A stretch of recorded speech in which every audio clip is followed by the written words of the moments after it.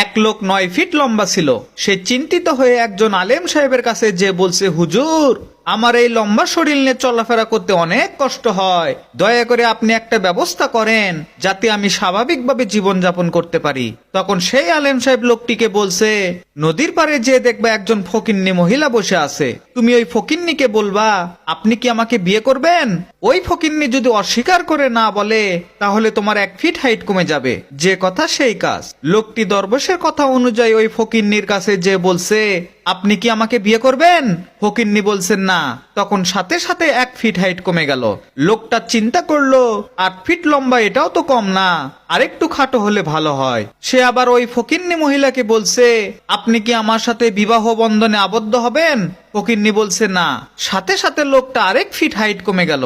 লোকটা চিন্তা করলো, 7 ফিট লম্বা এটাও তো কম না, 1 ফিট খাটো হলে আমাকে দেখতে আরো সুন্দর লাগবে। এই চিন্তা করে লোকটা সেই ফকিন্নি মহিলাকে আবার বলছে, আপনি কি আমাকে বিয়ে করবেন। তখন সেই ফকিন্নি মহিলাটি বলছে, না না না না না না। তখন সাথে সাথে লোকটা একেবারে ছাগলের বাচ্চার সমান হয়ে গেছে।